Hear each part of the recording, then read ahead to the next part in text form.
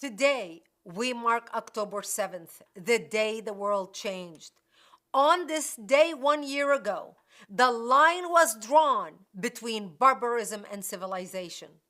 The world was marked by those who are able to see clearly what's happening to Jews and those who are blinded by hatred and denial.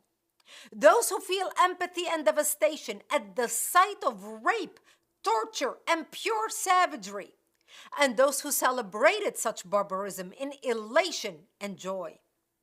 In a way, October 7th was worse than 9/11 attacks on America. On 9/11, the attackers' goal was to kill people en masse, and they used planes to do it. The attackers on October 7th looked their victims in the eyes as they tortured them to death. They wore cameras to record every act of torture and used it as a badge of honor, posting it on their website, proud of their savagery.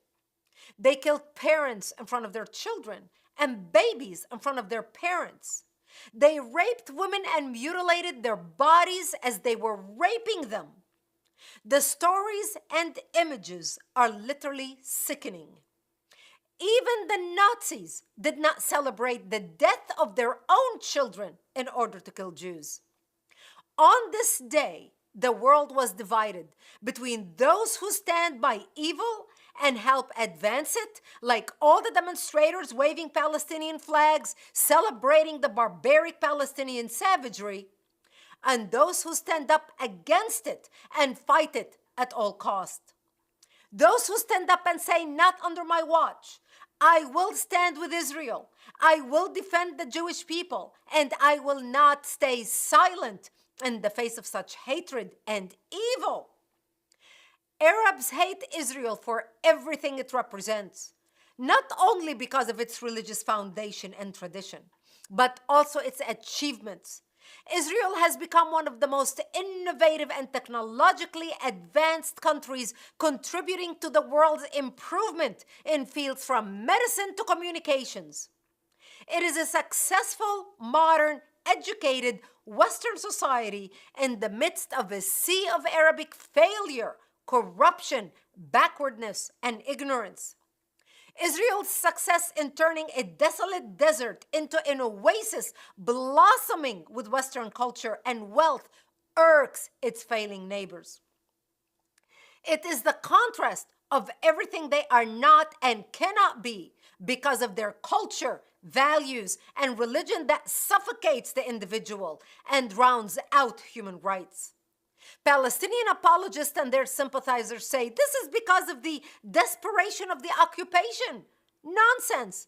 Throughout history, there have been populations that lived in desperation, and none of them resorted to the intentional targeting and murder of children as an officially practiced and widely praised mode of achieving political ends.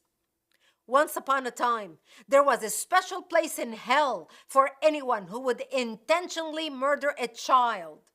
Now that place is in the pantheon of Palestinian heroes.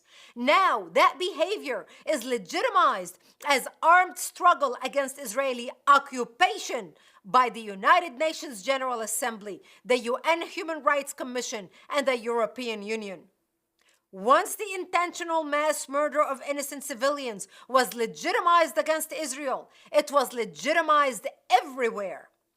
Because the Palestinians were encouraged by most of the world to believe that the murder of innocent Israeli civilians is a legitimate tactic to advance their cause, the Islamists believe that they may commit mass murder anywhere in the world to advance their holy cause. And as a result, we suffer from a plague of Islamic terrorism on every continent of our planet, authored and perfected by the Palestinians. Israel, today we stand with you. We mourn with you the precious lives lost. We remember the hostages and pray for their release. And I give you my promise to continue standing with you and mobilize millions across the globe to do the same. Together, we stand against hatred and bigotry. Thanks for watching. Drop a comment below. Don't forget to like, share, and hit subscribe to stay updated with our latest content. Until next time, stay informed and inspired. This is Dejobnik signing off.